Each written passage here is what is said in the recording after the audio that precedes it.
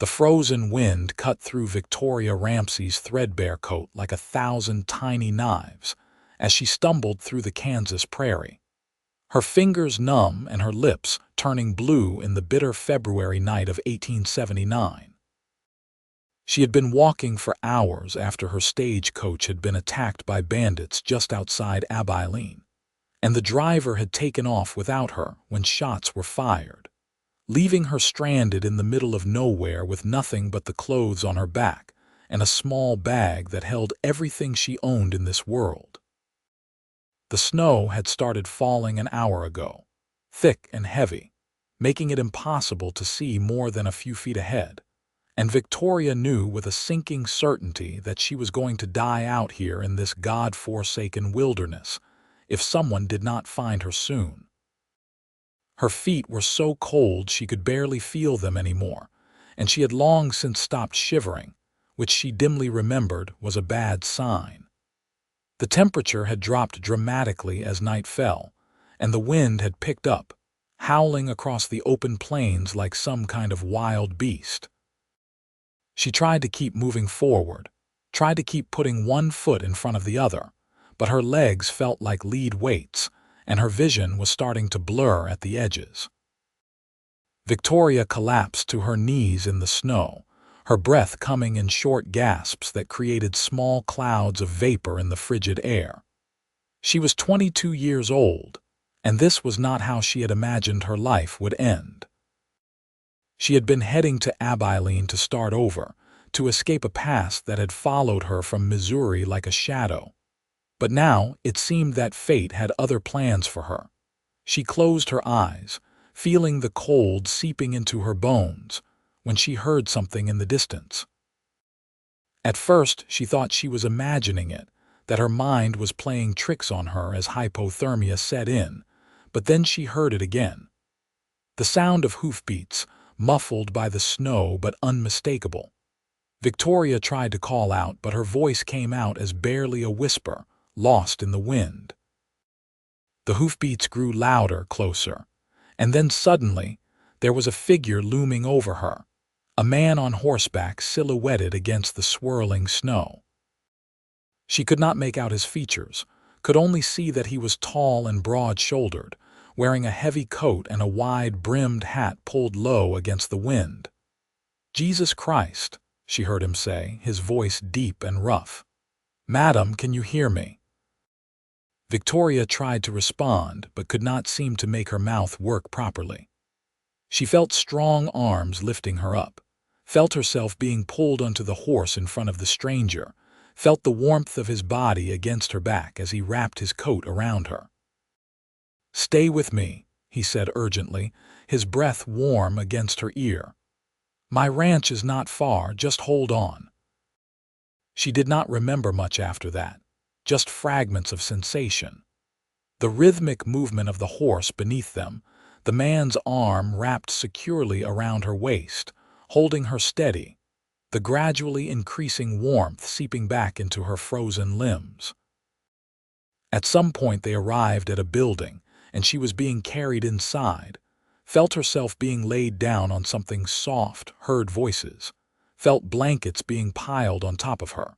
When Victoria finally regained full consciousness, she found herself lying in a bed in a room she did not recognize. The fire crackling in the nearby fireplace cast dancing shadows on the rough wooden walls, and she could hear the wind still howling outside, but inside it was warm and dry. She tried to sit up, but her body protested, every muscle aching. "Easy there," came that same deep voice from before, and she turned her head to see a man sitting in a chair beside the bed. He was younger than she had expected, probably in his late 20s, with dark hair that was slightly too long and eyes the color of whiskey. His face was weathered from years of outdoor work, with a strong jaw covered in several days' worth of stubble. He was handsome in a rugged way that made her heart skip a beat despite her weakened condition. "Where am I?" Victoria asked, her voice hoarse. "My ranch about 5 miles outside of Abilene," he said, leaning forward in his chair. I am Marcus Novak. I found you out on the prairie last night. You were nearly frozen to death. How long have I been here? About 14 hours. It is late afternoon now. He stood up and poured water from a pitcher into a glass, then helped her sit up enough to drink. His hands were gentle despite their obvious strength. Do you remember what happened? Victoria took a sip of water, feeling it soothe her raw throat. The stagecoach was attacked.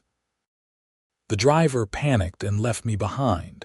I have been walking for hours trying to find shelter. Marcus's jaw tightened. Those damned bandits have been hitting coaches on that route for weeks now. The sheriff has been trying to track them down, but they are slippery. You are lucky I was out checking on my cattle, or I never would have found you. I owe you my life, Victoria said quietly, looking down at her hands. They were wrapped in soft bandages, she noticed. Thank you. No thanks necessary, Marcus said, settling back into his chair. What is your name? Victoria Ramsey. Well, Miss Ramsey, you are welcome to stay here until you are fully recovered. I've got a woman from town, Mrs. Henderson, coming by daily to help tend to you. It would not be proper otherwise, you being an unmarried woman and me being a bachelor. Victoria smiled faintly.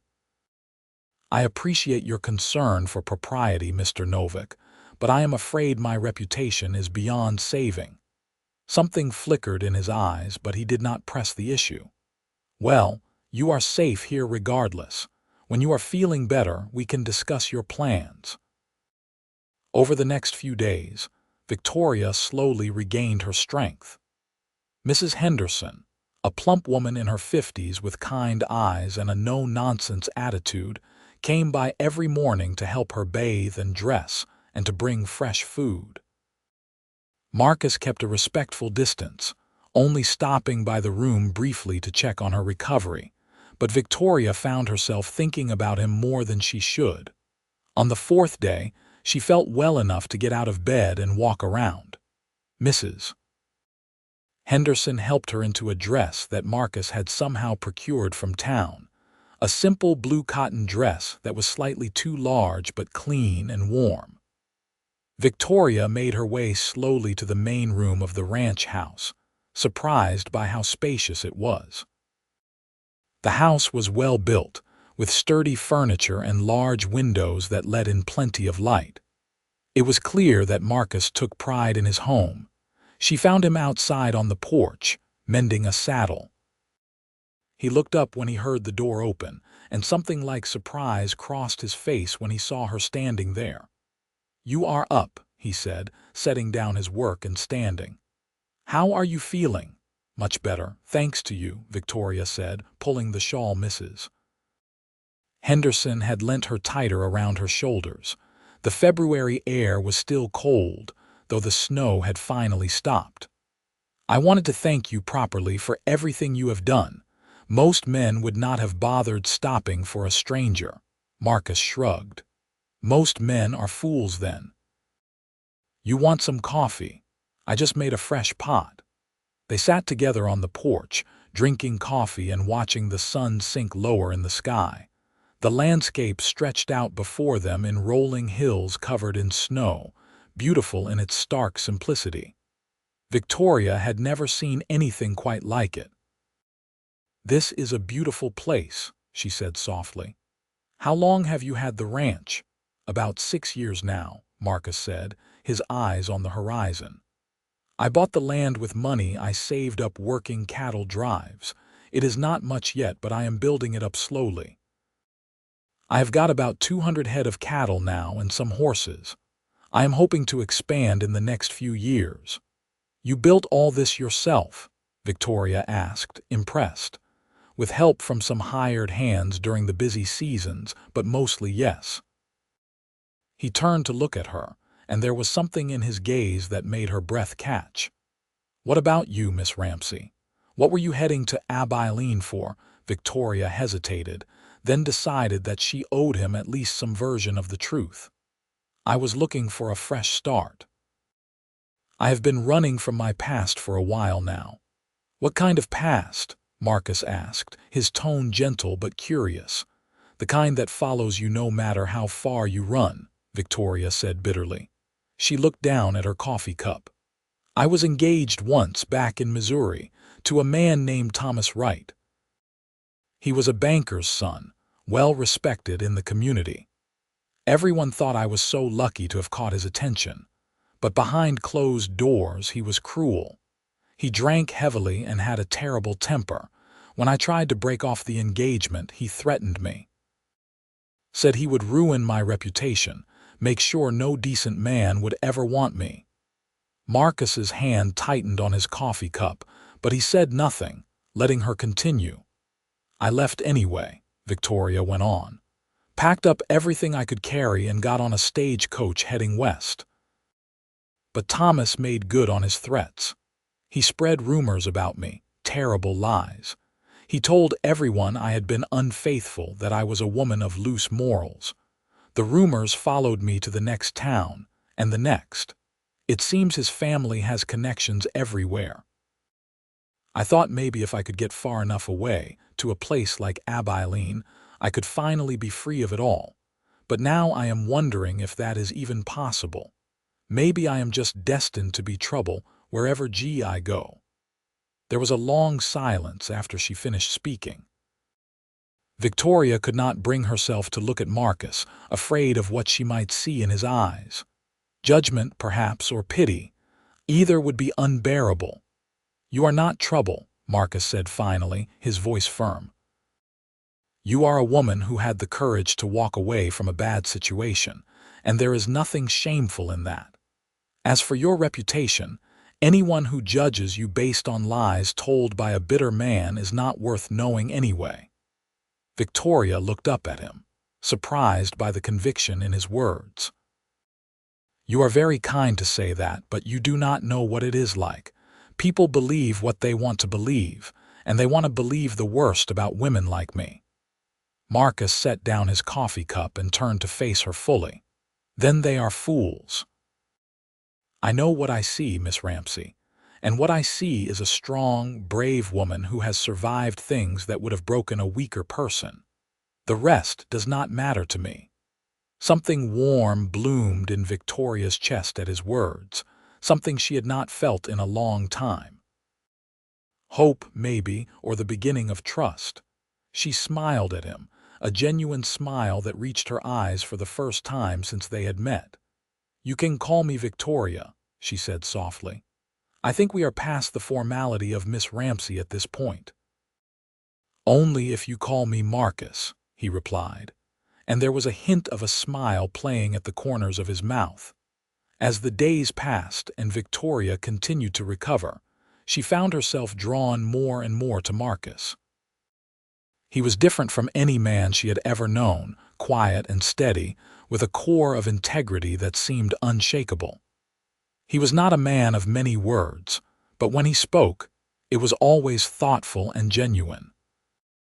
He treated her with respect and kindness, never pressing her for more information about her past than she was willing to give, never making her feel like she owed him anything for saving her life. She started helping around the ranch as her strength returned, despite Mrs. Henderson's protests that she should continue resting. Victoria needed to do something useful, needed to feel like she was earning her keep rather than being a burden. She helped with the cooking and cleaning, mended clothes, and even started tending to the small vegetable garden that Marcus maintained near the house, preparing it for spring planting. Marcus had 2 ranch hands who worked for him, brothers named Jake and Samuel Porter.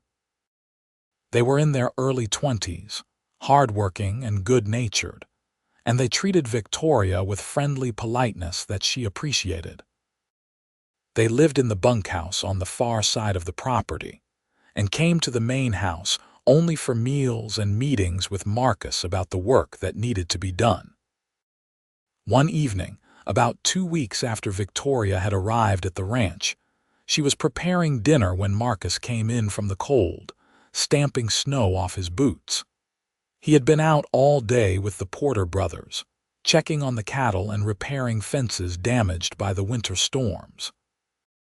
"Smells good," he said, hanging his coat on the hook by the door. "What are you making?" "Beef stew and biscuits," Victoria said, stirring the pot on the stove. "Nothing fancy, but it should be filling." Marcus came to stand beside her, close enough that she could feel the cold still radiating from him after his day outside. He looked down at the stew, then at her, and there was something in his expression that made her pulse quicken. "You do not have to do all this, you know," he said quietly. "Cooking and cleaning and working yourself to exhaustion. You are still recovering." "I want to," Victoria said, meeting his gaze. "You saved my life, Marcus. The least I can do is help out around here." "I did not save your life so you would feel obligated to repay me," Marcus said, and there was an intensity in his voice that caught her off guard. "I saved your life because the thought of you dying out there in the cold was unbearable. And now that I know you, now that I have spent these past 2 weeks watching you fill this house with warmth and life, the thought of you leaving is just as unbearable." Victoria stared at him, her heart pounding.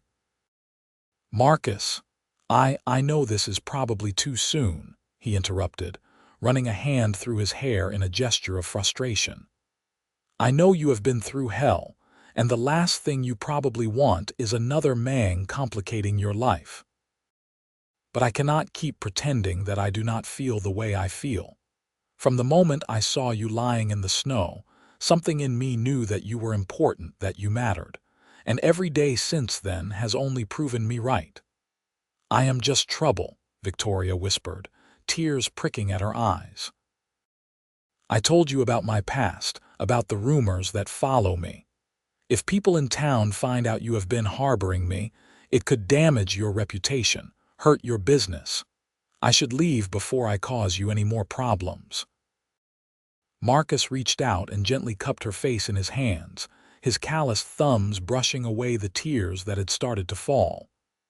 "You are not just trouble," he said firmly, his whiskey-colored eyes boring into hers. "You are just mine, if you will have me." Victoria's breath caught in her throat. "You cannot mean that. You barely know me." "I know enough," Marcus said. "I know that you are brave and strong and kind.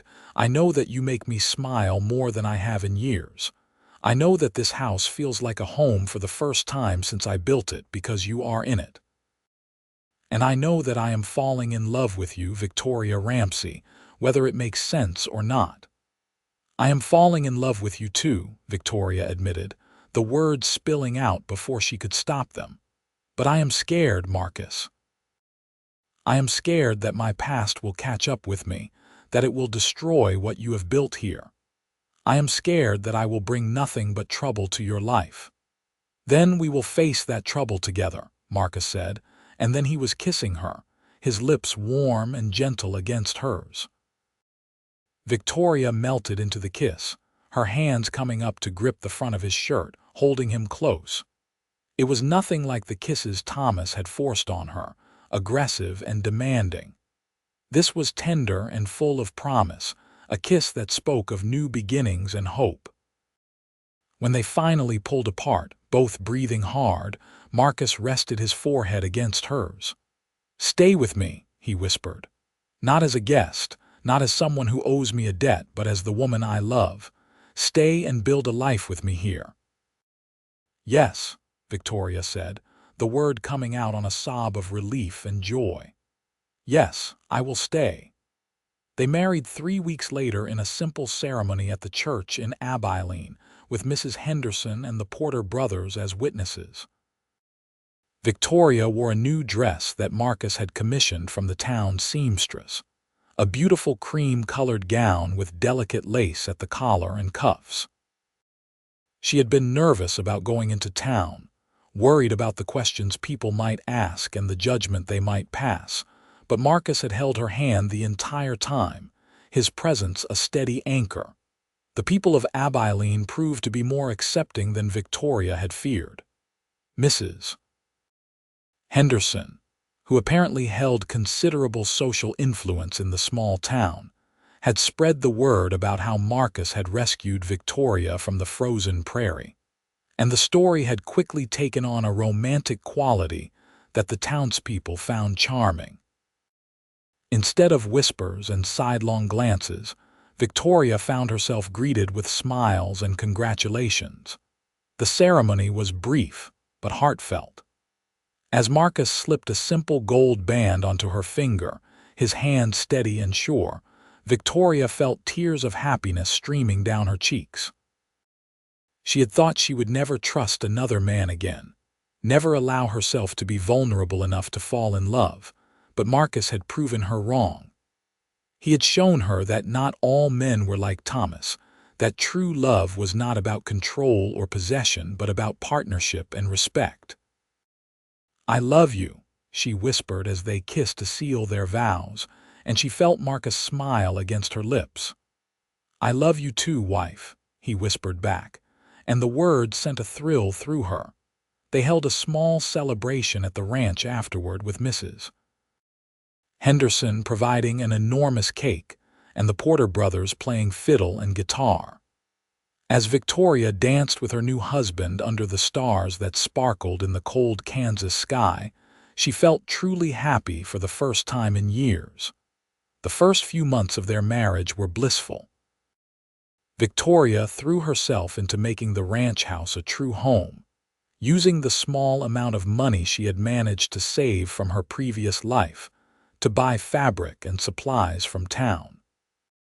She sewed new curtains for the windows, embroidered pillows for the furniture, and planted flowers around the porch that would bloom come spring. Marcus, for his part, was an attentive and loving husband. He was patient with her lingering fears and insecurities, never pushing her to share more about her past than she was comfortable with, but always ready to listen when she needed to talk. He made her laugh with dry observations about ranch life, and he held her close at night, chasing away the nightmares that still occasionally plagued her. In April, when the prairie burst into life with wildflowers and new grass, Victoria discovered she was pregnant. She had suspected for a few weeks, but had been afraid to hope, afraid that this happiness would be snatched away like so much else in her life had been. When she finally worked up the courage to tell Marcus, he had picked her up and spun her around, laughing with pure joy. "We are going to be parents," he said, setting her down gently and cupping her still flat stomach with his large hands. "I cannot believe it." "Are you happy?" Victoria asked, needing to hear him say it. "Happy does not even begin to cover it," Marcus said, pulling her into a tight embrace. "You have given me everything I never knew I wanted, Victoria. A wife, a home that is more than just a house, and now a child. I am the luckiest man alive." But their happiness was threatened in early June when a stranger rode up to the ranch. Victoria was in the garden, tending to the vegetables that were finally starting to produce, when she heard the sound of hoofbeats. She stood up, shading her eyes against the bright sun, and felt her blood run cold when she recognized the rider. Thomas Wright sat astride a fine black horse, dressed in expensive Eastern clothing that looked absurdly out of place on the Kansas prairie. He was just as handsome as she remembered, with his golden hair and blue eyes, but all Victoria could see now was the cruelty in his smile. "Victoria," he called out, dismounting with practiced ease, "I have been looking everywhere for you." Victoria backed away instinctively, her hand going protectively to her stomach. "What are you doing here, Thomas? How did you find me? Did you really think you could run from me?" Thomas said, walking toward her with confident strides. "I have connections everywhere, my dear. It took some time, but eventually word reached me about a woman matching your description who had turned up in Abilene. I came as soon as I could." "You need to leave," Victoria said, trying to keep her voice steady despite the fear coursing through her. "I am married now. I have a new life. You have no claim on me." Thomas's expression darkened. "Married? To whom? Some dirt poor cowboy. Come now, Victoria, you cannot be serious. Your place is with me, back in Missouri where you belong." I belong here, Victoria said firmly, and I will never go back to Missouri with you. What we had is over, Thomas. It has been over for a long time. What we had is not over until I say it is, Thomas said, his voice taking on the threatening tone she remembered all too well. He grabbed her arm, his fingers digging in painfully. You are coming with me, one way or another. I did not travel all this way to be told no by a foolish woman who does not know what is good for her. Let go of my wife. Marcus's voice was cold and hard as steel. Victoria looked up to see him standing at the corner of the house, holding a rifle loosely in his hands. The Porter brothers flanked him, both armed as well. They must have seen Thomas arrive and come running. Thomas released Victoria's arm but did not back away. Your wife, he said with a sneer. This woman is a liar and a whore. She was engaged to me, promised to me, before she ran away like a thief in the night. She was engaged to an abusive drunk who did not deserve her, Marcus corrected, his voice still dangerously calm. And now she is married to me legally and properly, which means you have no business being here. I suggest you get back on your horse and ride out of here before this situation gets ugly. Thomas laughed, but there was no humor in it. You think you can threaten me? Do you know who my father is? One word from me and I can have you arrested, have this pathetic ranch seized. I have friends in high places, Cowboy. You are nothing. Maybe so, Marcus said, raising the rifle slightly. But this is my land and that is my wife you were manhandling. Kansas law gives me every right to defend both. Now you can leave under your own power, or I can have Jake and Samuel drag you off my property. Your choice. For a long moment, Thomas and Marcus stared at each other, the tension thick enough to cut with a knife. Victoria held her breath, terrified that violence was about to erupt. But finally, Thomas's gaze shifted away, unable to hold Marcus's steady stare. This is not over, Thomas said, but the bluster had gone out of his voice. He was a bully and a coward at heart, and he had no stomach for facing down 3 armed men who were not intimidated by his threats. Yes, it is, Victoria said, finding her voice again. She walked over to stand beside Marcus, who immediately put his arm around her, holding her close. I am not the frightened girl you terrorized back in Missouri, Thomas. I have a husband who loves me, a home where I am safe, and a future that does not include you.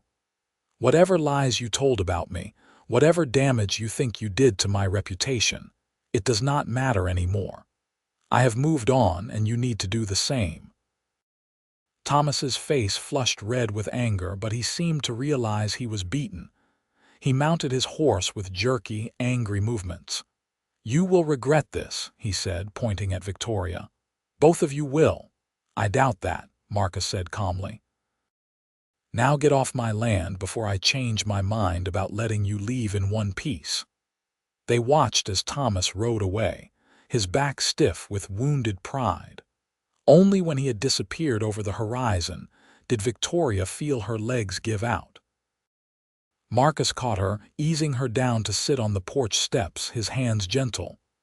It is okay, he murmured, holding her as she shook with reaction. He is gone. He cannot hurt you anymore. What if he comes back? Victoria whispered, hating how weak and frightened she sounded. What if he makes good on his threats? Then we will deal with it, Marcus said firmly. Together. I meant what I said, Victoria. You are mine, and I protect what is mine. Thomas Wright or anyone else tries to take you from me, they are going to have a hell of a fight on their hands. Jake and Samuel had diplomatically disappeared back to the bunkhouse, giving them privacy. Victoria clung to Marcus, letting his solid presence calm her racing heart. I am sorry, she said after a while, pulling back to look at him. I am sorry I brought this trouble to your door. You did not bring anything, Marcus said, cupping her face in his hands. Thomas brought this on himself by being too much of a fool to let you go, but he is gone now, and I do not think he will be back. Men like that are all talk. Now that he knows you have people to protect you, he will slink back to Missouri and find some other poor woman to torment." "I hope you are right," Victoria said. "I am right," Marcus said with certainty. "Now, come on. Let us get you inside and resting. You have had enough excitement for one day, and you need to think about the baby." True to Marcus's prediction, they heard nothing more from Thomas Wright in the weeks that followed. Victoria slowly relaxed, the constant fear that had gripped her after his visit gradually easing. Mrs. Henderson, who heard about the incident from Jake Porter when he came into town for supplies, rallied the townspeople in a surprising show of support. Word spread quickly about how Thomas had tried to intimidate Victoria and how Marcus had stood up to him, and public opinion firmly sided with the Novaks. The sheriff, a grizzled man named Garrett Mills, even rode out to the ranch to assure them that if Thomas came back and caused any trouble, he would be arrested for trespassing and harassment. It seemed that Thomas's threats about having friends in high places carried little weight this far west, where people judged a man by his character rather than his connections. As summer blazed across the prairie, Victoria's pregnancy progressed smoothly. She bloomed under Marcus's attentive care, her face taking on a healthy glow and her body filling out with feminine curves. Marcus could not seem to stop touching her, his hands constantly finding her growing belly, marveling at the life they had created together. They spent long evenings on the porch, watching the sun set in spectacular displays of orange and gold, talking about their hopes and dreams for the future. Marcus wanted to expand the ranch, buy more land, build up their cattle herd until they were one of the most successful operations in Kansas. Victoria wanted to start a school in Abilene, to teach the children of the growing town to read and write. They talked about names for the baby, debated whether they wanted a son or a daughter, and made plans for the nursery they would set up in the spare room. In late September, as the prairie grass turned golden and the air took on a crisp edge that hinted at the coming winter, the Porter brothers finished building a new barn, bigger and sturdier than the old one. Marcus had been planning the project for months, and seeing it completed filled him with pride. He and Victoria stood together, watching as Samuel climbed up to nail the final board into place. "This is just the beginning," Marcus said, pulling Victoria close against his side. "In a few years, this ranch is going to be something really special. I can feel it." "It is already special," Victoria said, resting her head against his shoulder, "because it is ours, because it is home." Their son was born in early December, delivered by Mrs. Henderson and the town doctor in the warm bedroom of the ranch house while a winter storm raged outside. It was a long and difficult labor, and there were moments when Marcus, pacing frantically in the main room, feared he might lose both his wife and child. But Victoria was strong, stronger than even she had known, and when he finally heard the baby's first cry, he nearly collapsed with relief. Mrs. Henderson emerged from the bedroom with a beaming smile. "You have a son," she announced. "A healthy, beautiful baby boy. And Victoria is doing fine, though she is exhausted. You can go in now." Marcus practically ran to the bedroom. Victoria lay propped up against the pillows, her hair damp with sweat and her face pale but radiant with joy. In her arms was a tiny bundle wrapped in a soft blanket. Marcus approached slowly, almost reverently, and looked down at his son for the first time. The baby had a shock of dark hair and was making little snuffling noises as he slept. He was perfect, absolutely perfect. "Hello, Matthew," Victoria whispered, stroking the baby's soft cheek. They had decided on the name weeks ago, wanting to give their son a strong name to grow into. "Matthew Novak." "He is beautiful," Marcus said, his voice thick with emotion. "You are both beautiful. I love you so much, Victoria." "I love you too," Victoria said, looking up at him with tears streaming down her cheeks.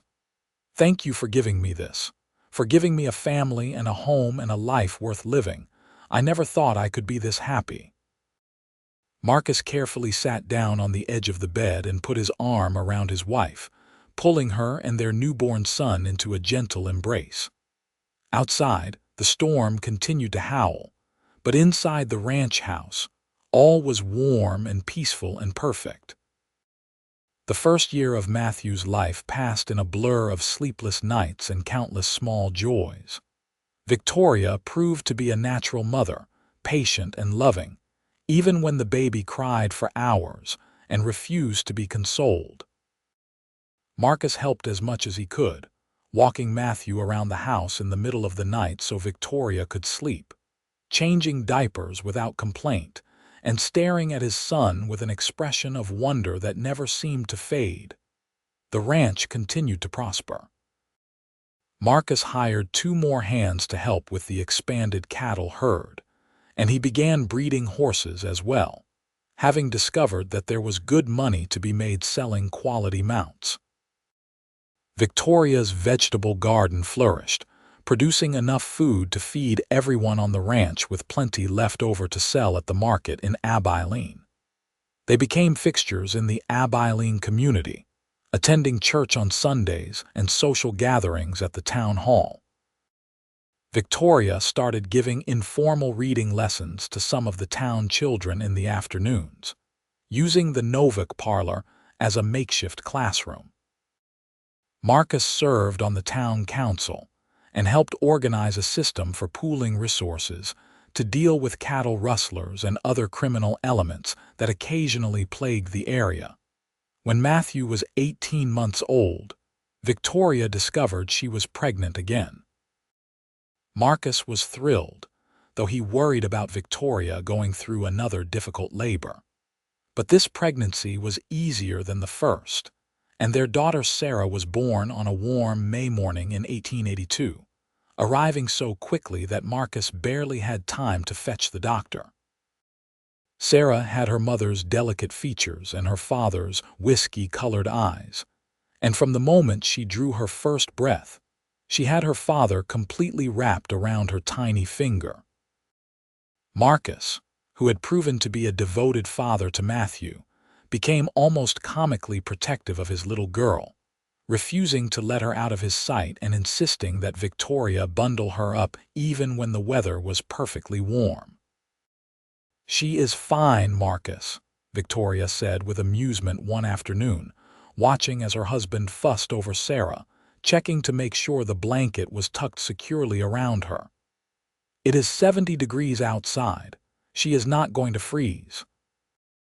"You can never be too careful," Marcus said seriously, though his lips twitched with a suppressed smile. "She is so small, Victoria. How is something so small even possible?" "Matthew was this small once too, if you recall," Victoria pointed out. "And you were not nearly this nervous with him." "That was different," Marcus insisted. "Matthew is a boy. Boys are tougher." Victoria laughed outright at that. "Is that so? Well, I hate to break it to you, but your daughter is tougher than you think. She has my stubbornness after all." "God help me," Marcus said, but he was grinning as he said it. Life settled into a comfortable rhythm over the next few years. Matthew grew into an energetic, curious little boy who followed his father everywhere, constantly asking questions about the ranch and the animals and how things worked. Marcus answered every question with patience, clearly delighted by his son's interest in learning the family business. Sarah grew as well, developing a strong personality and a tendency to get into trouble. She was fearless in a way that terrified Marcus and amused Victoria, climbing trees and chasing after the ranch dogs, and demanding to be allowed to help with the horses, even though she was barely old enough to walk steady. In 1885, Victoria finally realized her dream of opening a proper school in Abilene. With financial backing from Marcus and several other prominent ranchers in the area, A schoolhouse was built near the center of town.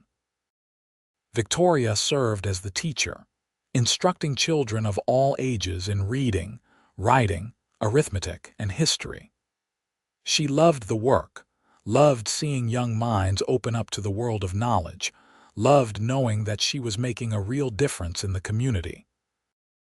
Marcus could not have been prouder of his wife.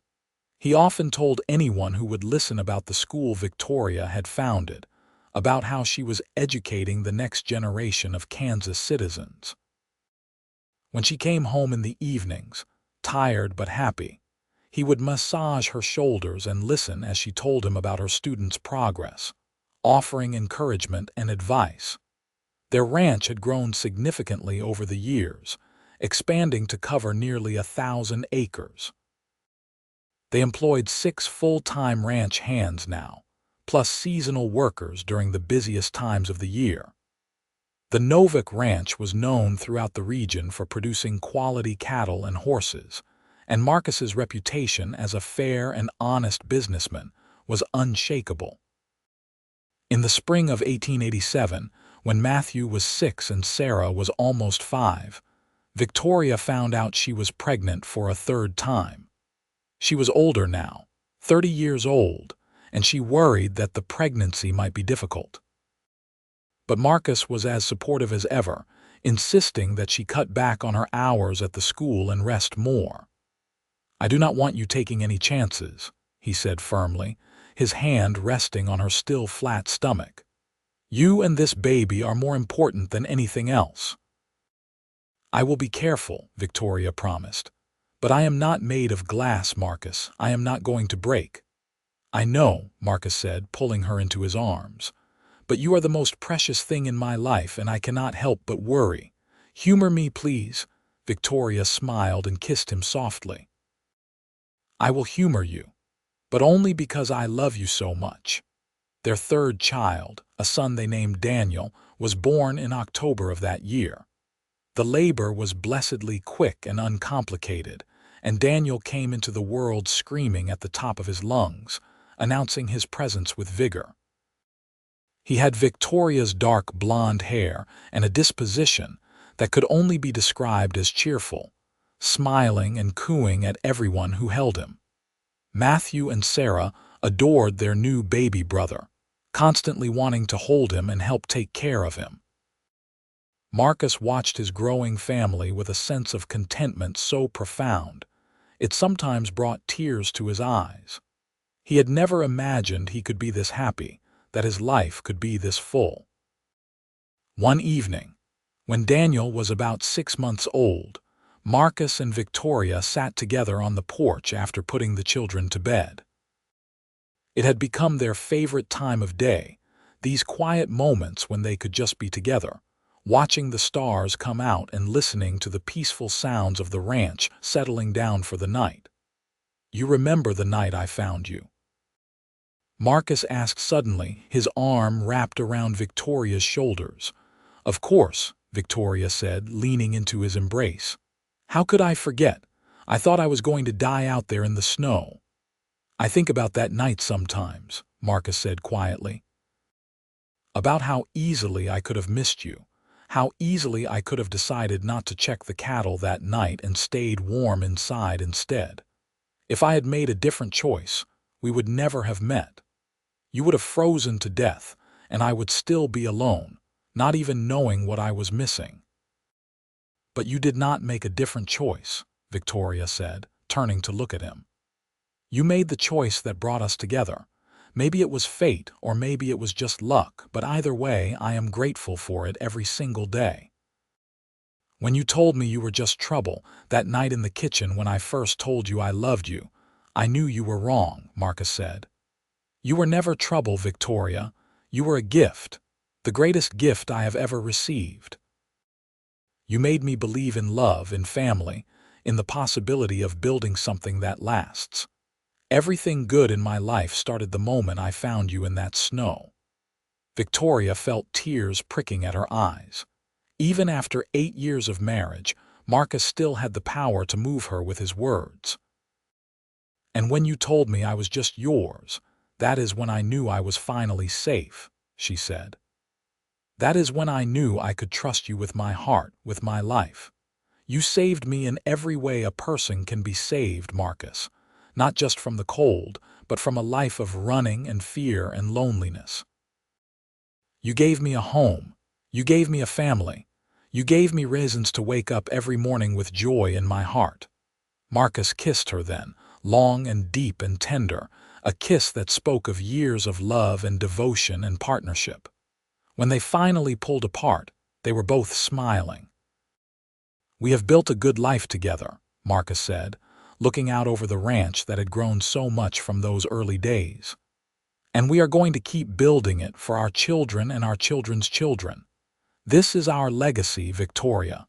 This ranch, this family, this love we share. It is going to last long after we are gone." "I know," Victoria said, resting her head on his shoulder. "I know." The years continued to pass, marked by the changing seasons and the milestones of their children's lives. Matthew grew tall and strong, learning everything he could about ranching from his father. By the time he was 12, he could rope a steer as well as any of the hired hands, and he had a natural way with horses that made Marcus beam with pride.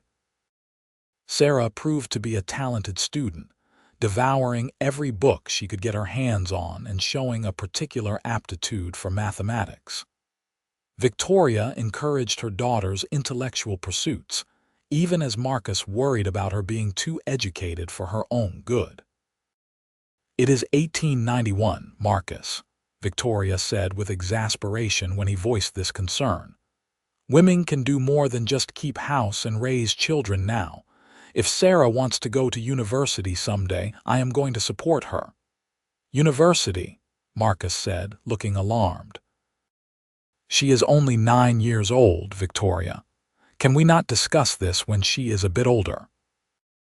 "We are discussing it now, because I need you to understand that our daughter has a brilliant mind, and I will not let her waste it just because society says women should be content with less," Victoria said firmly.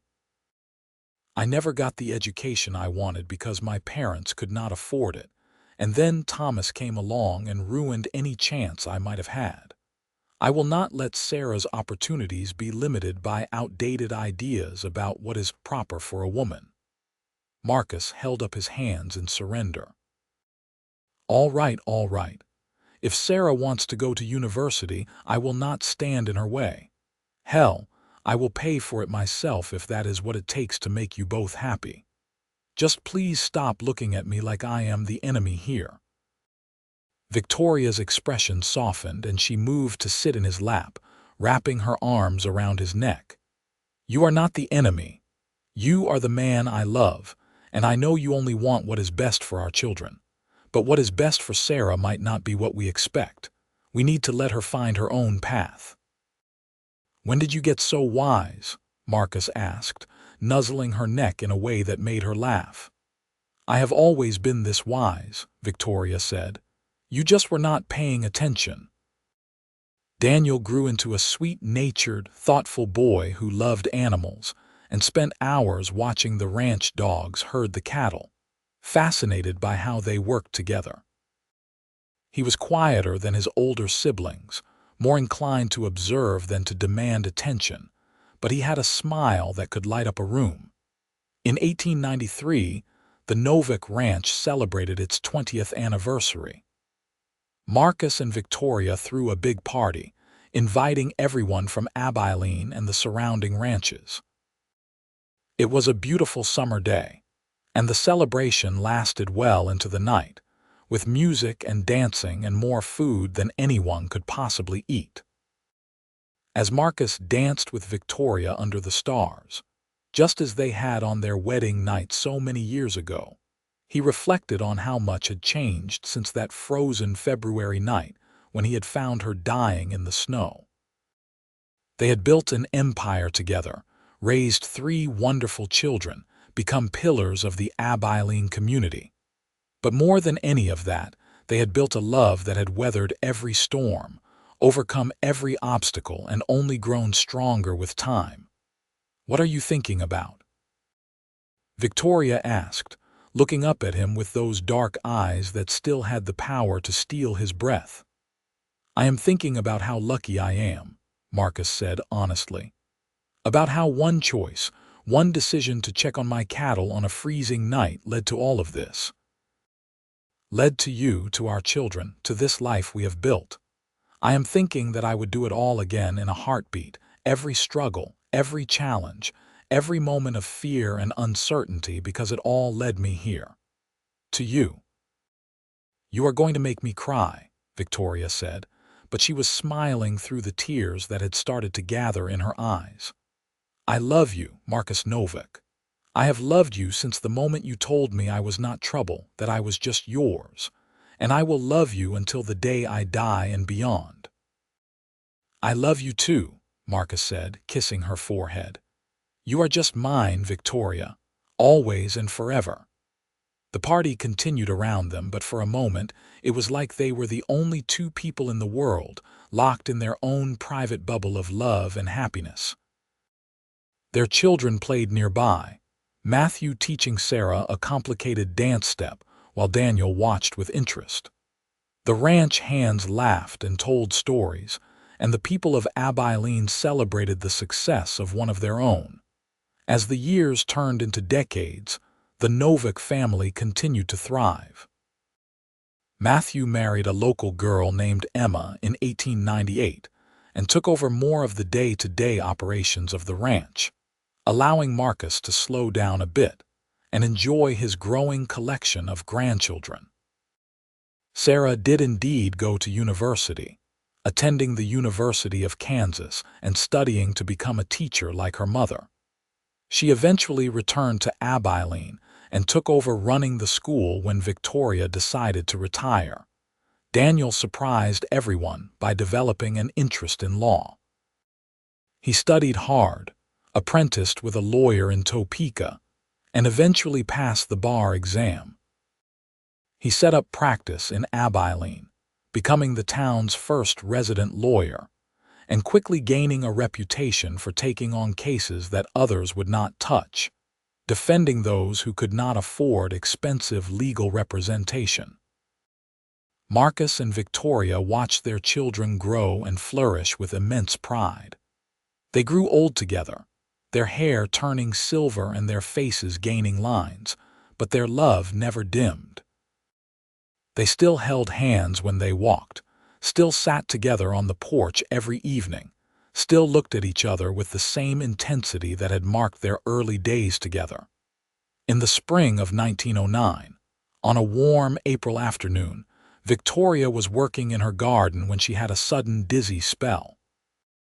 She tried to shake it off, but then pain exploded in her chest, and she collapsed among the flowers she had been tending. Marcus, who had been working in the barn, came running when he heard her cry out, his old legs carrying him faster than they had moved in years. He gathered her into his arms, his heart pounding with terror. "Victoria, stay with me. Please stay with me." "I am all right," Victoria gasped, though they both knew it was a lie. "Just help me inside."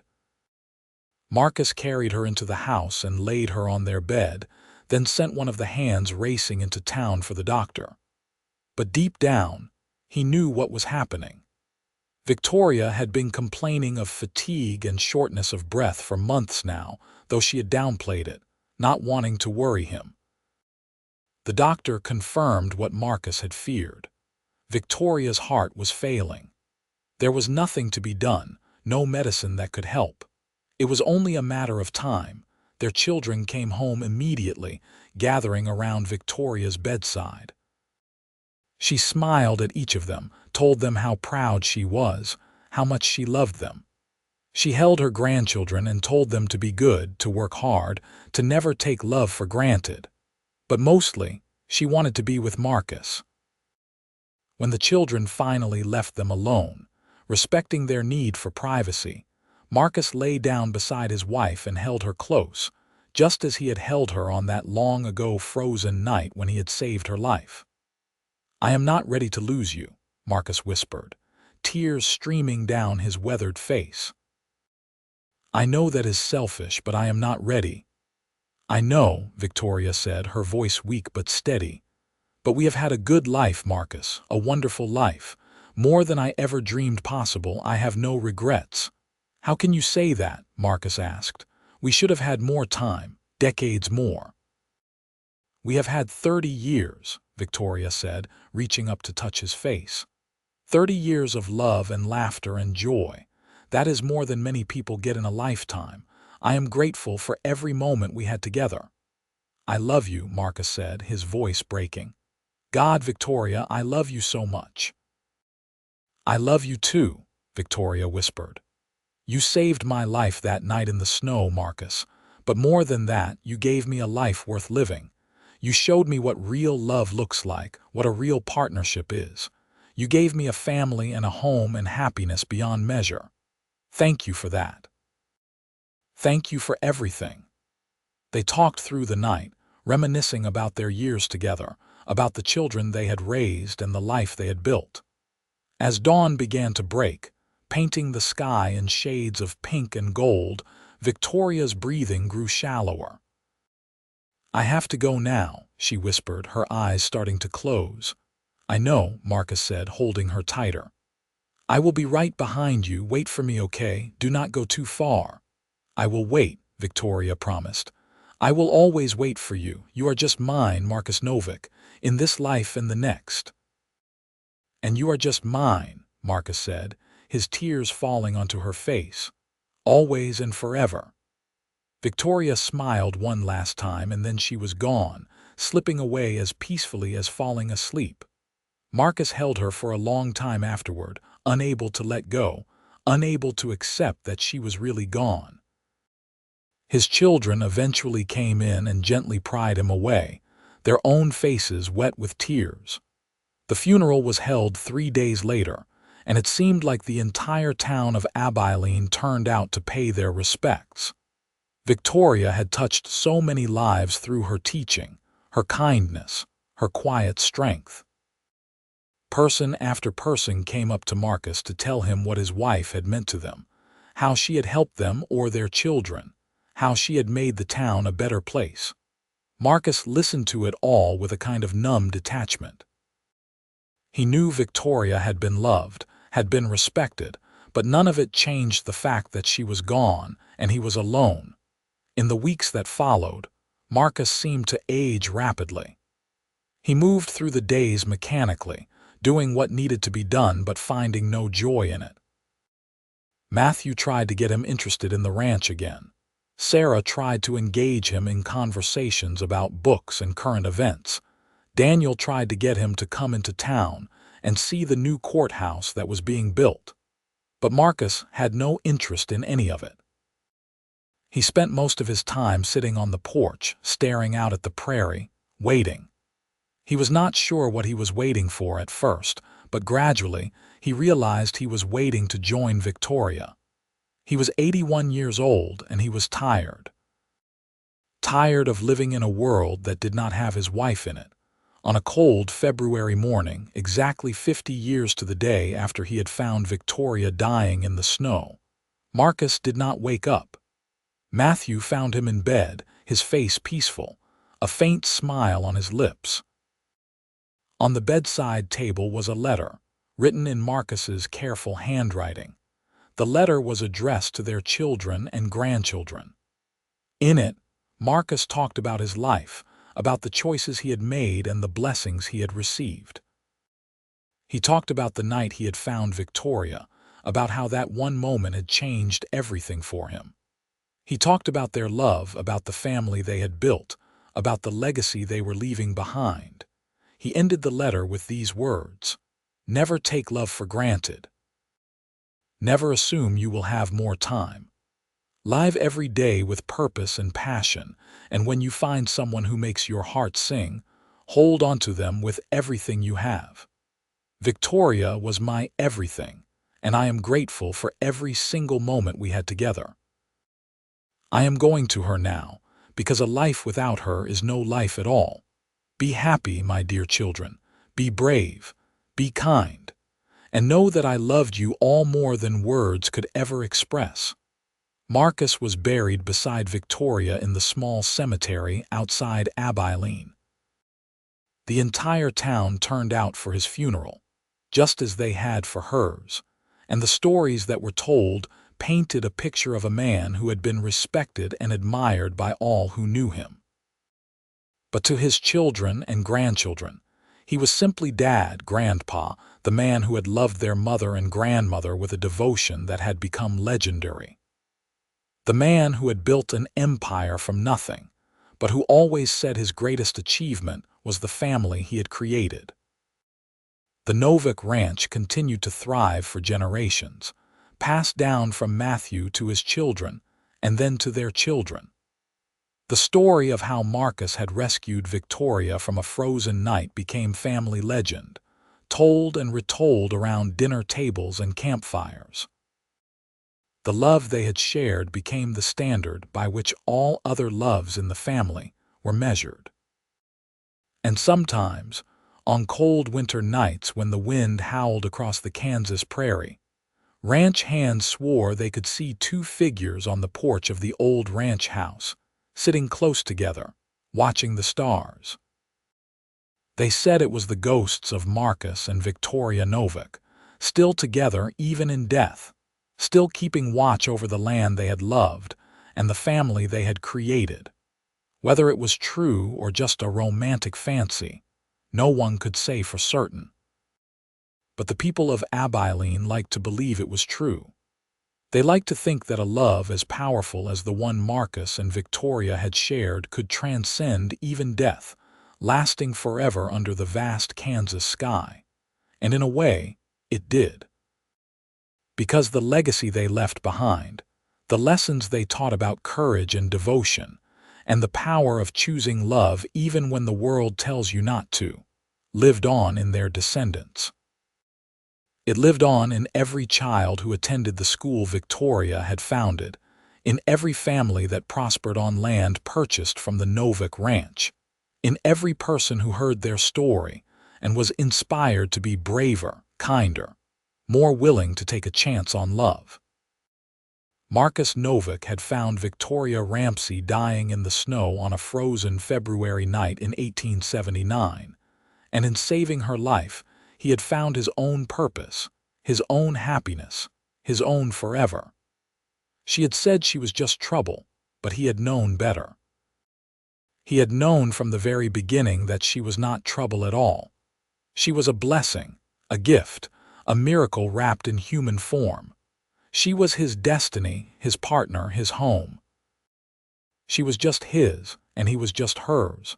And that truth sustained them through 30 years of marriage, 7 grandchildren, countless challenges and triumphs, and beyond even death itself. Their love story became the heart of the Novak family legacy, the foundation upon which everything else was built.